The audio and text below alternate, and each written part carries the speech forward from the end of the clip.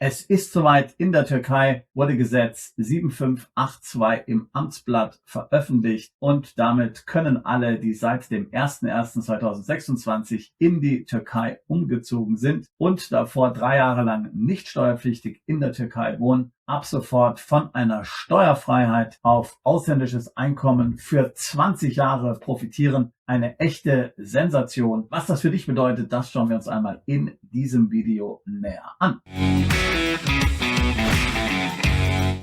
Noch ein kurzer Hinweis in eigener Sache. Wenn auch du dich für die Türkei als steuerlichen Wohnsitz interessierst, vielleicht um dort wirklich mit deiner Familie die Mehrheit deiner Zeit zu verbringen oder auch nur als steuerfreie Basis, wenn du viel unterwegs bist, dann können wir dich natürlich umfassend bei diesem Vorhaben unterstützen. Wir können nicht nur für dich eine Aufenthaltsgenehmigung in der Türkei beschaffen, wir können dir auch dabei helfen, eine Wohnung zu mieten, beziehungsweise eine Immobilie zu kaufen und dann sogar den türkischen Pass zu erhalten. Insbesondere erledigen wir auch internationale Firmengründung, damit du dann hier optimal von der türkischen Steuerfreiheit profitieren kannst. Selbstverständlich gehören internationale Bankkonten und Depots ebenfalls zu unserem Repertoire. Wenn dich das interessiert, dann fordere jetzt eine kostenlose und unverbindliche Potenzialanalyse über unsere Webseite an. Schildere uns dein Vorhaben in puncto Türkei und wir schauen uns das an und lassen dich dann wissen, inwieweit sich das umsetzen lässt, beziehungsweise wir dich dabei unterstützen können. Also kostenlose Potenzialanalyse, anfordern, Link dazu in der Beschreibung dieses Videos. Ich würde mich freuen, von dir zu hören und dich bei deinem Umzug in die Türkei begleiten zu können. Nun aber zurück zum eigentlichen Thema. Wir haben ja schon mehrere Videos veröffentlicht zu diesem sensationellen Gesetzesvorhaben, beziehungsweise jetzt eben tatsächlich ein Gesetz, welches Präsident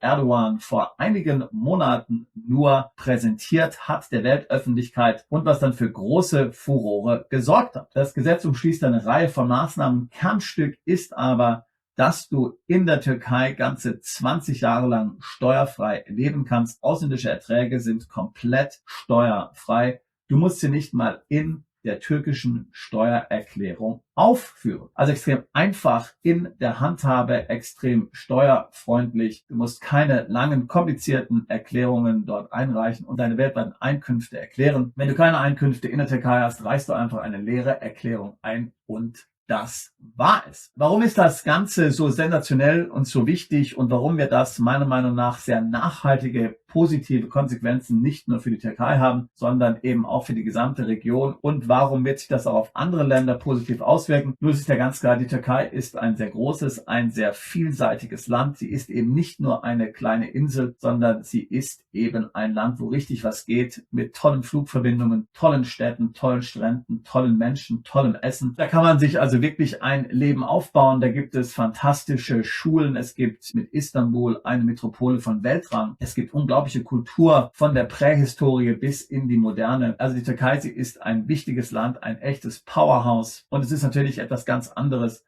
wenn man in einem solchen Land lebt oder eben auf einer kleinen Insel. Und das sagen natürlich auch immer wieder viele Mandanten zu uns. Natürlich die Steuerfreiheit, sie ist wunderbar, aber wir wollen eben nicht auf einer kleinen Insel leben, sondern wir wollen irgendwie mehr Landmasse unter uns haben. Da ist natürlich die Türkei prädestiniert dafür. Du hast dort sehr ähnliche Vorteile wie jetzt zum Beispiel in Malta, Zypern oder auch Dubai. Aber was für viele unserer Klientel eben wichtig ist, du bist außerhalb der EU. Auf der anderen Seite hast du eben aber nicht so eine künstliche Oase wie Dubai, sondern eben ein richtiges Land mit Geschichte, mit alter Bausubstanz, mit Kultur und eben auch einer vielseitigen, wunderschönen Natur. Also da möchte ich jetzt nichts gegen Dubai, gegen Zypern oder gegen Malta sagen, ganz im Gegenteil.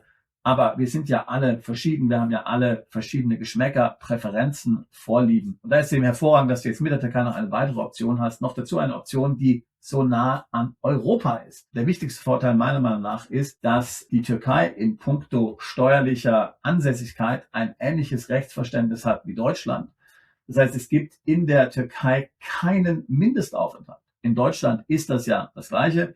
Wenn du in Deutschland einen Wohnsitz hast, dann bist du dort unbeschränkt steuerpflichtig, ganz egal, wie viele Tage du dich in Deutschland aufhältst.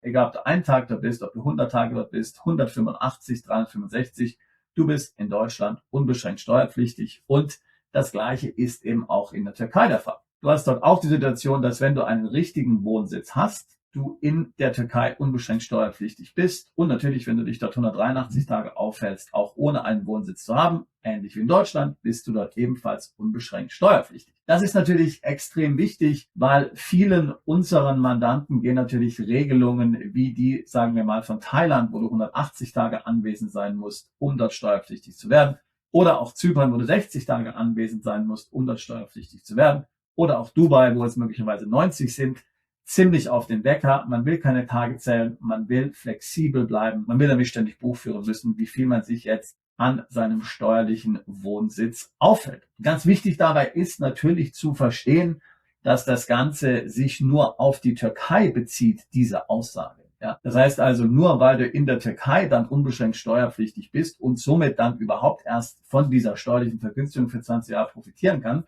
heißt das natürlich nicht, dass auch andere Länder Ansprüche an dich stellen können. Wenn du natürlich gleichzeitig in Spanien mehr als 183 Tage bist, dann bist du gleichzeitig in Spanien unbeschränkt steuerpflichtig, dann ist es komplett egal, was du in der Türkei machst, dann werden die Spanier dich steuerlich ausziehen. Oder Gott behüte, wenn du in Deutschland oder in Österreich einen Wohnsitz hast, dann bist du dort unbeschränkt steuerpflichtig und musst dich mit den dortigen Steuerbehörden rumschlagen. Nun muss man natürlich sagen, dass es ein Doppelbesteuerungsabkommen gibt zwischen der Türkei, Deutschland, Österreich und ganz vielen anderen Ländern. Und da wird selbstverständlich geregelt, wie es sich verhält, wenn man zwei Wohnsitze hat. Also das Prinzip ist immer, dass sobald du einen Wohnsitz hast in Deutschland oder auch in Österreich, bist du unbeschränkt steuerpflichtig, wo dann aber Steuern bezahlt werden. Das hängt davon ab, was das Doppelbesteuerungsabkommen aussagt. Wenn dein Lebensmittelpunkt tatsächlich in der Türkei ist, das heißt, du ziehst zum Beispiel mit deiner ganzen Familie in die Türkei um, deine Kinder gehen dort zur Schule, du hast dort einen Beruf, dann ist dein Lebensmittelpunkt in der Türkei, dann bleibst du zwar unbeschränkt steuerpflichtig in Deutschland, die Türkei hat aber eben dann ein Besteuerungsrecht für deine Einkünfte. Dann gibt es ein sogenanntes Tie-Breaker-Verfahren. Aber du siehst, das macht das Ganze natürlich dann wiederum kompliziert, denn eine Steuererklärung musst du in Deutschland natürlich dann trotzdem einreichen.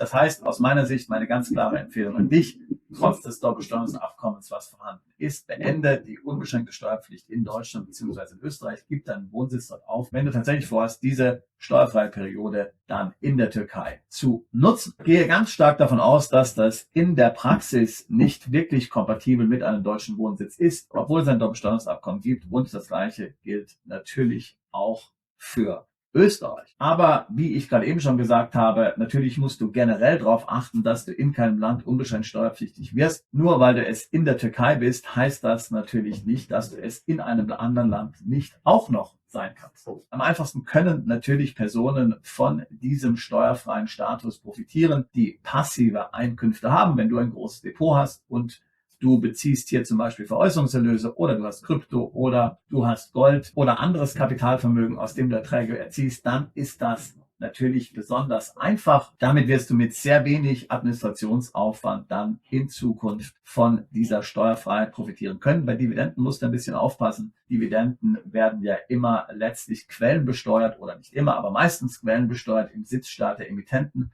Dort hängt es dann vom Abkommen ab, welches dieses Land mit der Türkei hat, inwieweit dort und in welcher Höhe dann auch Steuern fällig werden, die dir automatisch von den Dividenden abgezogen werden. Wenn du jetzt Unternehmer bist und unternehmerisch selbst tätig bist, dann muss man natürlich schon ein bisschen aufpassen, denn grundsätzlich ist es ja nicht so wie in Dubai oder auch in Malta oder in Zypern, wo du dir dann lokal eine Firma gründen kannst und dort dann arbeiten kannst oder von dieser Dividenden bekommst, was sich dann steueroptimiert gestalten lässt. Es geht ja tatsächlich um ausländische Einkünfte. Zwar wurden jetzt im Rahmen dieses steuerlichen Incentive-Programms auch die Körperschaftsteuersätze für manche türkische Unternehmen reduziert, aber du müsstest ja, selbst wenn du in der Türkei wenig Körperschaftsteuer bezahlst, und es ist da so 12,5% zum Beispiel für exportorientierte Branchen die Rede, müsstest du ja dann dennoch darauf in der Türkei dann Dividendensteuer bezahlen. Das heißt, das wäre dann eben nicht mehr steuerfrei. Was du also haben musst, ist ein Unternehmen im Ausland, sagen wir zum Beispiel mal in Singapur oder in Hongkong. Dieses Unternehmen schüttet dir dann Dividenden aus. Diese wären dann in der Türkei steuerfrei. Und dann gibt es eben die übliche Problematik, die wir ja kennen.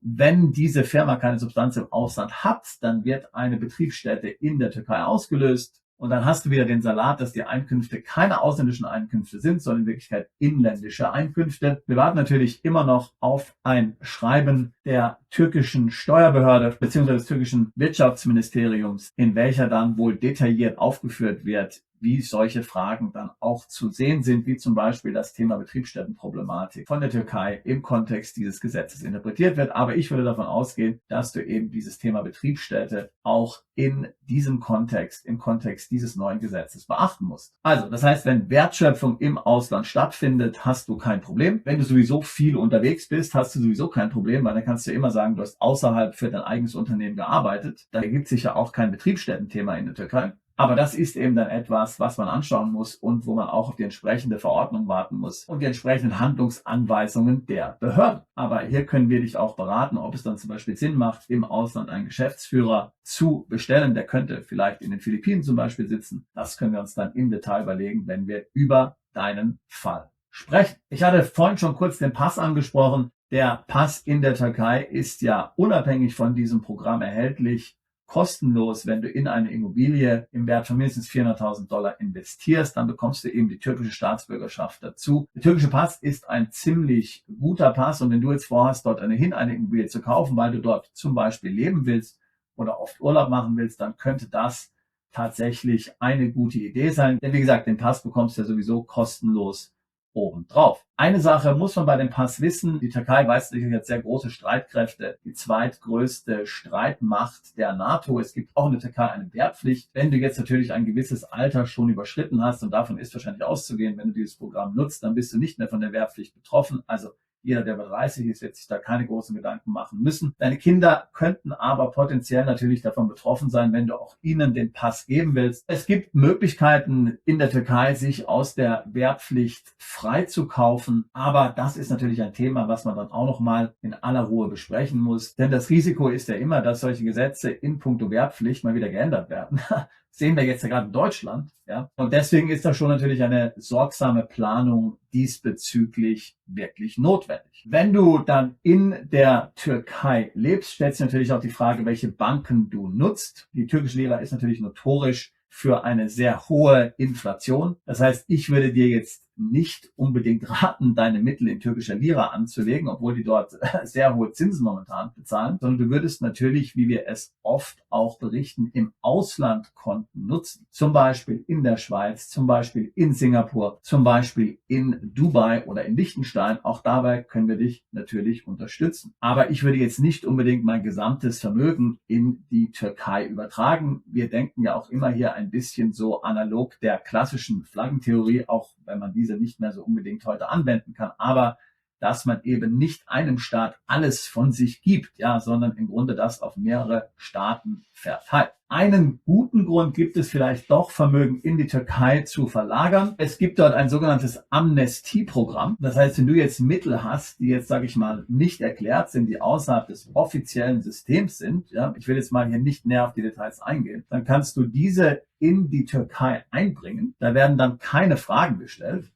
Wie das konkret funktioniert, ehrlich gesagt, kann ich mir noch nicht richtig vorstellen. Ich meine, die wollen sicherlich auch keine Drogengelder dort haben, aber sei das mal dahingestellt. Aber es werden keine Fragen gestellt nach Herkunft der Mittel. Du bekommst also diese Mittel somit dann offiziell ins System zurück. Die müssen allerdings dann in der Türkei vorgehalten werden. Und jeder Vermögensbestandteil wird dort eine Gebühr fällig in Höhe von 0 bis 5% ungefähr dieser Summe. Ich rede jetzt gar nicht davon, dass das Mittel sind, die illegitim sind oder die du auf irgendeine illegale Weise erworben oder erwirtschaftet hast. Wir denken ja nur mal an das Thema Krypto. Wenn du jetzt irgendwelche Kryptos hast, die du vielleicht vor Jahren erworben hast und du hast dazu keine Dokumentation mehr, dann wird das extrem schwer fallen, die jetzt wieder offiziell ins System hereinzubringen, wenn du diese zum Beispiel über eine Exchange in Fiat umtauschen willst. Das könntest du eben dann im Rahmen dieses türkischen Amnestieprogramms möglicherweise tun. Auch hier fehlen noch die Details. Ich berufe mich jetzt nur auf die Ankündigungen. Denn wie gesagt, es werden ja dann diese ganzen Prüfungen, die wir hier kennen von Mika und Travel Rule, die dort gemacht werden, wenn du dann Kryptos über die Exchange sozusagen eintauscht, die würden dann eben nicht gestellt werden. Ähnlich ist es auch mit Edelmetallen. Wir haben ja viele Mandanten, die haben Edelmetalle in der Familie weitergegeben, seit Generationen möglicherweise. Das heißt, da gibt es irgendwelche Goldmünzen, die sind jetzt 200 Jahre alt, dafür gibt es keinerlei Beweise, Belege, Erbscheine oder irgendwie sowas. Wenn du die heute verkaufen willst, offiziell bei einem Goldhändler, dann hast du möglicherweise ein Problem.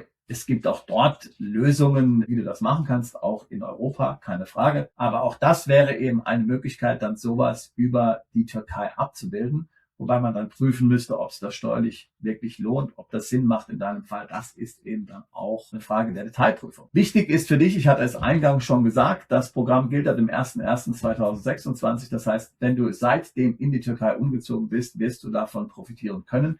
Lebst du allerdings schon seit längerem in der Türkei, dann hast du natürlich ein Problem, denn das Programm setzt voraus, dass du mindestens 3 Jahre lang in der Türkei nicht unbeschränkt steuerpflichtig warst. Wenn du dich natürlich nur in der Türkei aufhältst, aber da keinen offiziellen Status hast, dann wird es kein Problem sein. Aber eben, wenn du schon länger in der Türkei lebst, dann wird es nicht funktionieren. Du müsstest also dann die Türkei verlassen für 3 Jahre und könntest dann wieder zurückkehren. So, zu guter Letzt stellt sich natürlich noch die Frage, wie man überhaupt in der Türkei leben kann. Welche Visa-Möglichkeiten gibt es überhaupt in der Türkei? Welche Aufenthaltstitel gibt es dort? Also Citizenship by Investment hatten wir schon diskutiert. 400.000 investieren, dann kannst du türkischer Staatsbürger werden. Damit kannst du natürlich in dem Land aufhalten. Du musst natürlich nicht 400.000 investieren, um einen Aufenthaltstitel zu bekommen. Da reichen schon 200.000 US-Dollar aus. Investiere 200.000 in eine türkische Immobilie und du bekommst eine Aufenthaltserlaubnis für 2 Jahre, die du dann natürlich erneuern kannst. Ähnlich wie in Südamerika gibt es auch in der Türkei Visa für Rentner oder eben auch Privatiers. Du musst weniger als 1.000 Euro an monatlichen Einkünften nachweisen können, die passiver Natur sind, und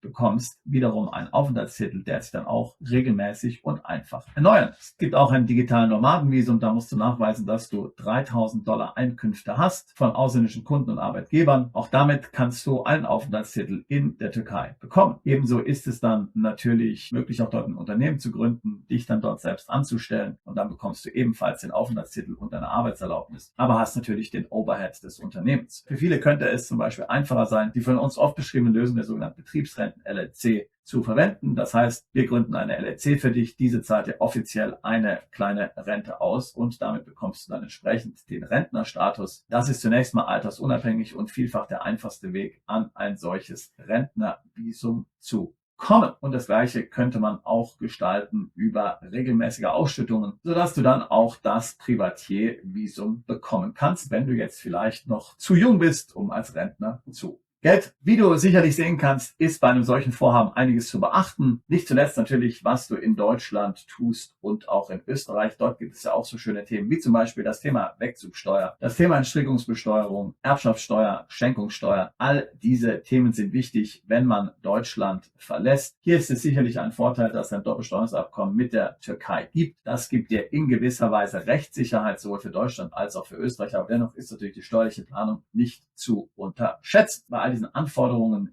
die wir hier besprochen haben in diesem Video, können wir dich, wie gesagt, unterstützen. Ich persönlich halte die Türkei für eine sehr attraktive Alternative. Wie gesagt, du bist außerhalb der EU, aber dennoch nah an Europa dran. Besonders die türkische Mittelmeerküste ist natürlich wunderschön. Wohnraum ist dort günstig. Du kannst da schon für relativ wenig eine Wohnung mieten, aber wie gesagt, ganz wichtig, miete auch tatsächlich eine Wohnung an, und wenn wir dich dort unterstützen, dann kriegst du eben eine richtige Wohnung. Du kennst das ja vielleicht von unserem Dienstleistungspaket aus den Philippinen. Das ist nicht nur irgendein Briefkasten, irgendein Compliance-Wohnsitz. Es ist eine richtige Wohnung, denn nur die richtige Wohnung qualifiziert dich natürlich dann, dort auch tatsächlich steuerlich ansässig zu werden. Sonst bringt dir dieses ganze Konzept natürlich nichts und du bist dann definitiv nicht mehr im rechtssicheren Bereich. Aber ansonsten, wenn du es richtig machst, hast du maximale Reisefreiheit. Im Vergleich zu den Philippinen würde ich sagen, dass die Philippinen immer noch leicht besser sind, weil du eben für die Philippinen kein Visum brauchst, keinen Aufenthaltstitel. Wir haben ja schon gesehen in der Türkei, dass das Thema mit den Aufenthaltstiteln so in den letzten Jahren zum Teil schwierig geworden ist. Da gab es auch einige populistische Aussagen dann seitens der Regierung. Viele Ausländer, besonders jene, die jetzt nicht besonders gut situiert waren, haben dann auch ihre türkischen Visa